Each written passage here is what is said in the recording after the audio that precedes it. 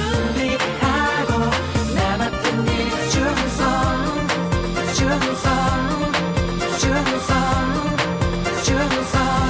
Your kingdom come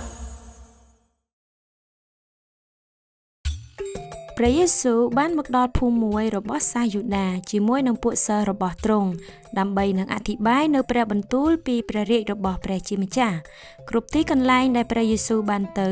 គឺតែងតែមានវងមនុស្សប្រមូលផ្ដុំគ្នាក្នុងចំណោមពួកគេ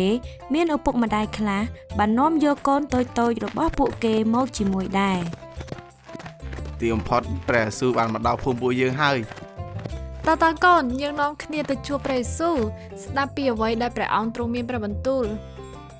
ក្មេងៗពិតជាមានភាពសប្បាយរីករាយណាស់នៅពេលដែលពួកគេបានជួបជាមួយព្រះយេស៊ូវព្រះយេស៊ូវយាងមកហើយទ្រង់នៅទីនោះក្មេងៗបានលោតឡើងហើយនាំគ្នារត់តម្រង់ទៅឯព្រះយេស៊ូវប៉ុន្តែនៅពេលដែលក្មេងៗព្យាយាមទៅជិតព្រះយេស៊ូវពួកសិស្សរបស់ព្រះអង្គបានរារាំងក្មេងៗនិងឪពុកម្ដាយរបស់ពួកគេព្រះយេស៊ូវកំពុងបង្រៀនព្រះបន្ទូលនៅពេលនេះអ្នកមិនអាចនាំក្មេងៗចូលបានទេមិនអាចចូលបានទេក្មេងៗនឹងធ្វើឲ្យឮសំឡេងខ្លាំង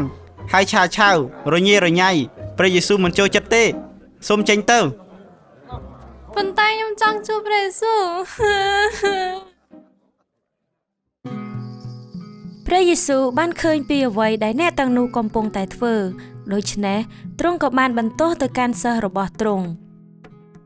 ចូលឲ្យក្មេងៗទាំងនេះចូលមកឯខ្ញុំចុះកុំរីរាំងពួកគេឡើយត្បិតមានតែអ្នកដែលមានចិត្តដូចក្មេងៗទាំងនេះប៉ុណ្ណោះដែលអាចចូលទៅកាន់ព្រះរាជនៃស្ថានបរមសុខបានសិស្សជាទីស្រឡាញ់អើយនេះជាការពិតបើអ្នកមិនធ្វើដូច្នោះទេអ្នកក៏មិនអាចចូលទៅស្ថានបរមសុខបានដែរព្រះយេស៊ូវទ្រង់បានរាក់ទាក់ដល់ក្មេងៗទ្រង់បានអោបពួកគេហើយបានផ្ដល់ព្រះពរទៅកាន់ពួកគេតាមរយៈព្រះហស្ថនៃទ្រង់អូព្រះយេស៊ូវពុកចង្ការរបស់ទ្រង់ពិតជាស្អាតណាស់ព្រះយេស៊ូវ